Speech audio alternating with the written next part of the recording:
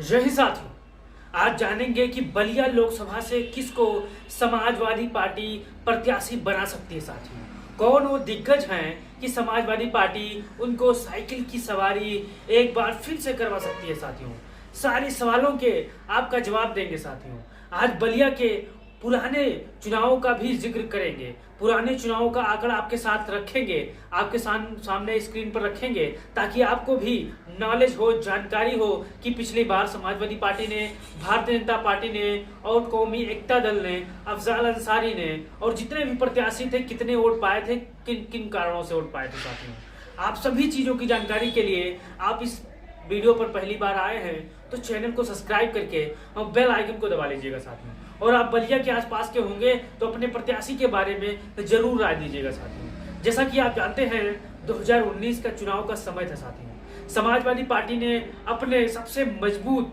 सबसे भरोसेमंद प्रत्याशी का ऐन मौके पर ऐलान कर दिया था। नाम था सनातन पाड़े। साथियों, महज सैकड़ों वोटों से, महज कुछ हुई वोटों से वो चुनाव हार जाते हैं। साथियों, क्यों हार जाते हैं? क्योंकि यहाँ पर आपको बता दें, कांग्रेस ने भी खेल बिगाड़ दिया था और निर्दलीय ने भी खेल बिगाड़ दिया था। आइए जानते हैं कि कौन सा वो क्षेत्र है जहां पर समाजवादी पार्टी बड़ी मजबूत स्थिति में। साथियों, सनातन पाड़े क्यों वहां पर चुनाव हारे थे? क्या 2024 के चुनाव में सनातन पाड़े को समाजवादी पार्टी फिर से टिकट दे दी, या फिर अंबिका चौधरी को अखिलेश यादव फिर से मैदान में उतारेंगे? आपके सारे सवालों का आज हम जवाब देने जा रहे हैं धीरे धीरे। साथियों, आइए जानते हैं। साथियों, पहली बार तो इस लोकसभा क्षेत्र में 5 विधानसभाएं आती है। साथियों, जो विधानसभाओं का जिक्र आप यहाँ पर देख सकते हैं। साथियों, पहला नाम आता है फेफना, बलिया, बैरिया, जहूराबाद और मोहम्मदाबाद। मैं आपको बताता चलूं, समाजवादी पार्टी और राजभर के पास 4 सीटें हैं। साथियों, यानी पहले समाजवादी पार्टी और राजभर का गठबंधन था। साथियों, यानी एसपी बीएसपी का गठबंधन था, तो उसी के तहत समाजवादी पार्टी ने यहाँ पर 3 सीटें जीती थी और राजभर की पार्टी 1 सीट चुनाव जीती थी। भारतीय जनता पार्टी को यहाँ पर 1 सीट ही मिली थी।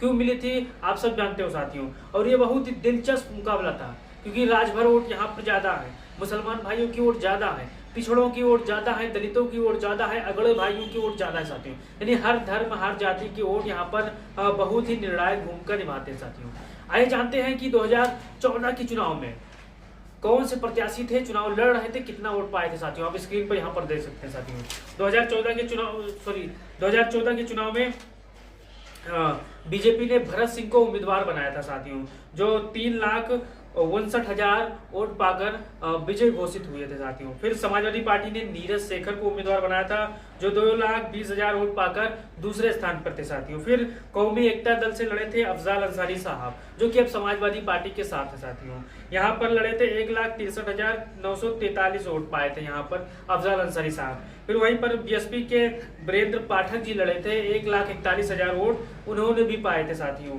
फिर कांग्रेस ने सुधा राय को यहाँ पर 13,501 वोट मिला था। साथियों, यानी आप यहाँ पर 2014 की चुनाव की बात करें तो सभी ने 1-1 लाख जो दिग्गज प्रत्याशी थे, चाहे वो अफजाल अंसारी जी हों, चाहे वो वीरेंद्र पाठक हों, चाहे नीरज शेखर हो समाजवादी पार्टी के, इन्होंने यहाँ पर बड़ी मजबूती के साथ वोटों का बंटवारा हो गया था। साथियों, बड़ी मजबूती के साथ वोटों का बंटवारा हो गया था। मेरी बात समझिए, बड़ी मजबूती के साथ, फिर से कह रहा हूँ, क्योंकि यहाँ पर बड़े छत्रप चुनाव लड़ रहे थे। सब अपने अपने जाति दावेदारी में अपने अपने क्षेत्रों में बड़े दिग्गज थे। साथियों, सब दिग्गजों ने यहाँ से पर्चा भर दिया, चुनाव लड़े तो वोट बढ़ गया। साथियों, भारतीय जनता पार्टी को यहाँ पर जीतने में आसानी हो गई। साथियों, लेकिन अब समय आता है 2019 का। साथियों, 2019 में समाजवादी पार्टी ने बड़ी मजबूती के साथ यहाँ पर चुनाव लड़ा था, अपने सबसे भरोसेमंद प्रत्याशी को ऐन मौके पर उनका ऐलान किया था। नाम था सनातन पाड़े। साथियों, हमेशा आप इनको जानते होंगे, संघर्ष करने वाले इंसान है और बलिया में 2 दावेदार दावेदारी खूब दहशत तरीके से कर रहे हैं। साथियों,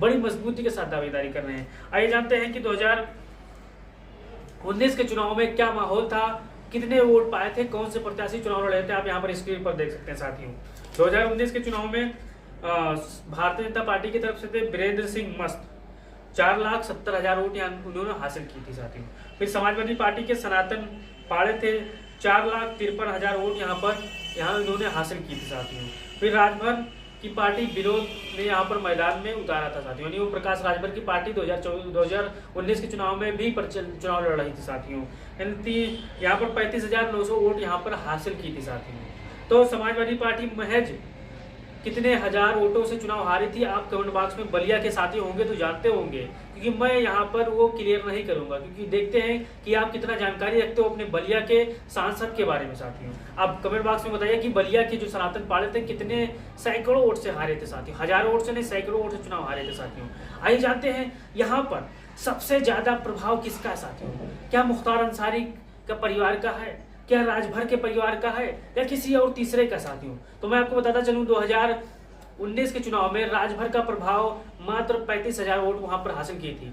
और 2014 के चुनाव में बात करें तो 2014 के चुनाव में कौमी एकता दल से अफजार अंसारी ने यहाँ पर बड़ी मजबूती के साथ चुनाव लड़ा था। 1,70,000 के आसपास यहाँ पर उन्होंने वोट हासिल की थी साथियों, जो कि बड़ी 1,60,000 के वोट यहाँ पर हासिल की थी, जो बड़ी मजबूती के साथ चुनाव लड़े थे साथियों। अब आप ही बताइए यहाँ पर कौन ज्यादा मजबूत है, राजभर की पार्टी मजबूत है कि या कौमी एकता दल के मुख्तार अंसारी के भाई अफजाल अंसारी यहाँ पर मौजूद है। आप कमेंट बॉक्स में भी बात बताइए, क्या घोसी में, क्या गाजीपुर में, क्या बलिया में मुख्तार अंसारी का फैक्टर चलेगा। क्या मुसलमान भाई एक तरफा समाजवादी पार्टी को मजबूती के साथ, जैसे 2022 के चुनाव में वोट दिया था, 2024 के चुनाव में भी मजबूती के साथ वोट देने जा रहे हैं। आप अपनी राय जरूर दीजिएगा साथियों, और एक बात आप जरूर कमेंट करिएगा, क्योंकि हो सकता है हमारी बातों से, हमारे बोलने में कहीं भी गलती हो जाए तो वहां पर भी बताइएगा साथियों, क्योंकि हम गलतियां दुरुस्त कर लें ताकि हर बात सही से निकले साथियों। तो जितने भी हमारे समाजवादी साथी बलिया के होंगे, सनातन पाड़े के बारे में जानते होंगे, अंबिका चौधरी के बारे में जानते होंगे। अब समाजवादी पार्टी ने अपना प्रत्याशी यहाँ पर नहीं उतारा, लेकिन मैं आपको बताता चलूं भारतीय जनता पार्टी भी समाजवादी पार्टी के भरोसे बैठी है कि समाजवादी पार्टी कौन से प्रत्याशी को यहाँ पर चुनाव उतारती है। तो मैं भी फट से वहां पर क्लियर कर दूं साथियों, क्योंकि यहाँ पर समाजवादी पार्टी के जो प्रत्याशी थे पूर्व में बहुत ही कम वोटों से चुनाव हारे थे साथियों। अब जमाना बदल चुका है, अफजाल अंसारी समाजवादी पार्टी के साथ है, मुख्तार अंसारी का परिवार इस समय समाजवादी पार्टी के साथ है, और मुख्तार अंसारी के परिवार के साथ जो सिंपैथी है वो गाजीपुर हो, बलिया हो, मऊ हो, मोहम्मदाबाद हो, जहूराबाद हो, पूरी तरीका से समाजवादी पार्टी की तरफ यहाँ पर है साथियों। अगर इन क्षेत्रों में समाजवादी पार्टी किसी एक आम कार्यकर्ता को मैदान में उतार दे, पर्चा भर दे, तो चुनाव साथियों जीत जाएगा साथियों, क्योंकि भारतीय जनता पार्टी से यहाँ पर बेरोजगार भी नाखुश है, अल्पसंख्यक भी नाखुश है, जो बेचारे नौकरी पेशा करने वाले नौजवान छात्र थे फार्म भर के घूम रहे हैं वो भी नाखुश हैं साथियों।